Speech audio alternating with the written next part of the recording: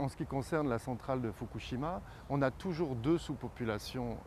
Une population avec les liquidateurs, où on va avoir quelque chose qui va ressembler à ce qu'on avait pu avoir à Tchernobyl, outre les doses, à savoir des gens qui vont travailler sur la centrale, qui vont recevoir des doses, qui vont atteindre leurs organes, les fonctions des organes, des doses fortes, et évidemment des cancers radio-induits par la suite. Et puis une sous-population beaucoup plus importante autour de la centrale, y compris Tokyo, où là on a des doses très faibles, où on n'a pas de phénomène dit déterministe d'atteinte d'organes, mais plutôt un éventuel risque de cancer radio-induit. Là, on est un petit peu sec du point de vue des informations, puisqu'on n'a toujours pas l'évaluation de la dose, et encore moins la dose annuelle, qui nous permettrait de savoir si les seuils à risque sont franchis. Donc, il faut rappeler peut-être les unités et qu'est-ce qu'on utilise, qu'est-ce que les radiobiologistes utilisent. Donc il y a deux grandes unités, les unités de radioactivité, c'est-à-dire des particules qui sont émises, donc la quantité de particules émises, c'est la radioactivité, s'exprime en becquerel, et les becquerels, c'est une particule émise par seconde.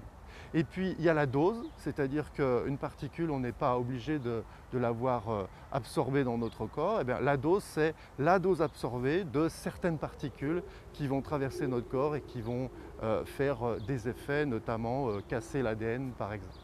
Donc cette dose, elle s'exprime en sieverts, en millisieverts. Ici, concernant les liquidateurs, on a des doses qui franchissent 100 à 200 millisieverts très probablement, alors que pour la population, on en est à 100 fois moins, peut-être 1000 fois moins. Ça, c'est l'avenir qui nous dira. Pourquoi l'avenir nous le dira? Parce que la dose absorbée, la dose biologique, est vraiment difficile à estimer.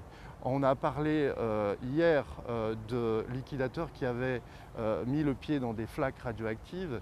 Il est évident que quand on met le pied dans une flaque radioactive, on ne sait pas trop quelle surface de corps va être couverte par la radioactivité, donc du coup quelle dose va être exactement absorbée par l'organisme. Donc tout ça mérite évidemment non seulement un recul, mais des données beaucoup plus importantes.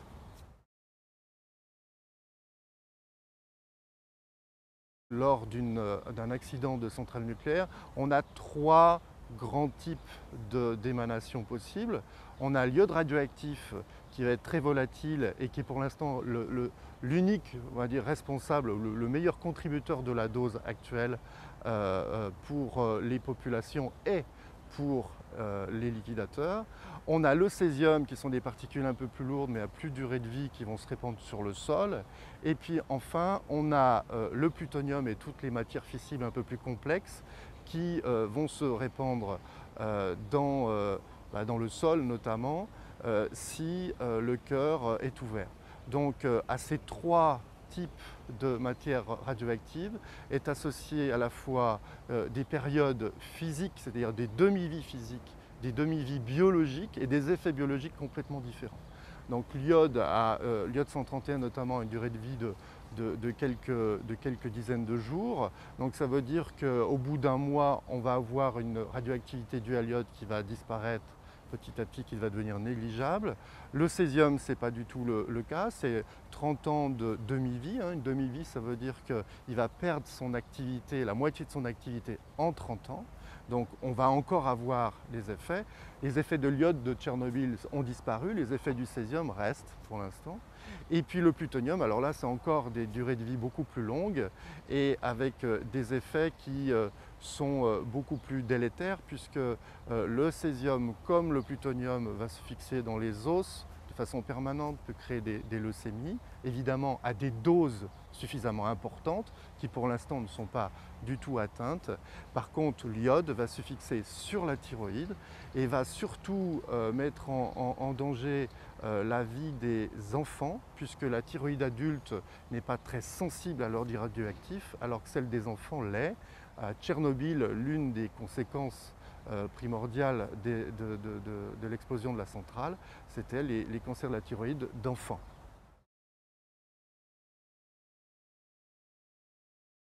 La contamination des eaux et des terres, césium et surtout iode, va évidemment, ce que je disais tout à l'heure, va être absorbé par l'organisme à des durées de vie et à des périodes biologiques différentes. Évidemment, les poissons peuvent être contaminés, l'eau peut être contaminée, le lait peut être contaminé également.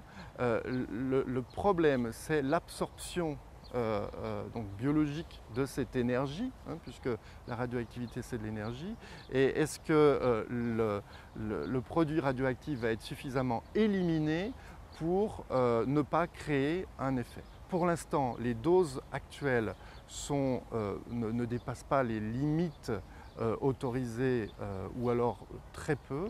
Il faut savoir par exemple, un ordre de grandeur, que dans le lait, on a quelques becquerels par mètre cube. On peut aller jusqu'à 40 ou 50 becquerels par mètre cube.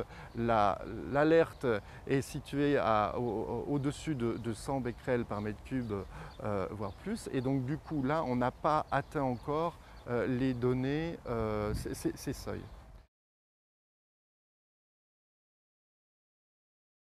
Quelles sont les conséquences pour nous ou pour les autres pays?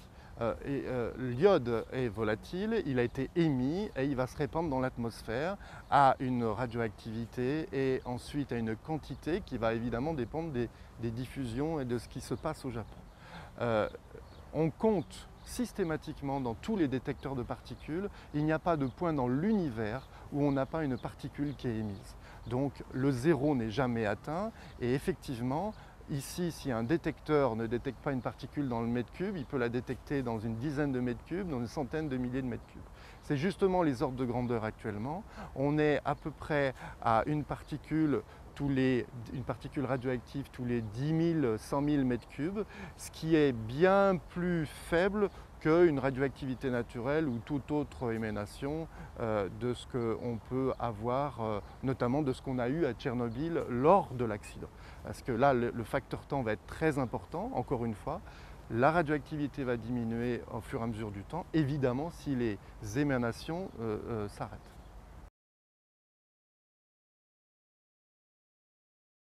Tout d'abord, c'est la perception de la radioactivité. On confond souvent le possible et le probable. Donc une cigogne dans un champ, c'est possible, c'est probable. 100 cigognes dans un champ en même temps, c'est possible, c'est un peu moins probable.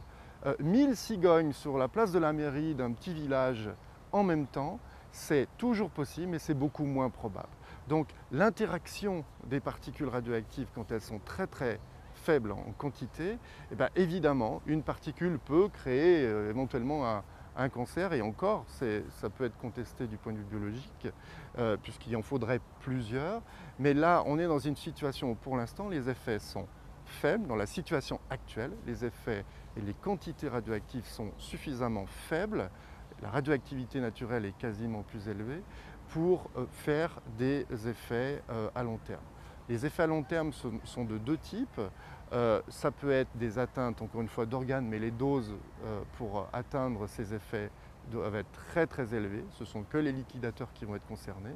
Par contre, les limites pour les cancers radio-induits peuvent être atteintes, éventuellement dans des populations à très proche proximité de la centrale, avec une ingestion, une inhalation constante de radioactivité. Il y a des seuils qu'on connaît, qui sont publiés dans des journaux scientifiques qui ne sont pas contestés.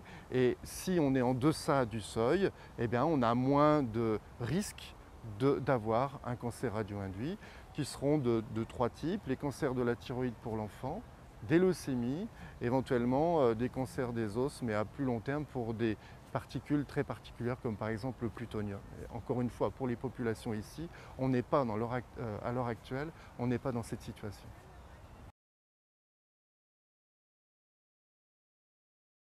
Les seuils dont j'ai parlé tout à l'heure, ce sont des seuils qui ont été établis par les instances internationales en considérant que la population est uniforme vis-à-vis de la réponse aux radiations.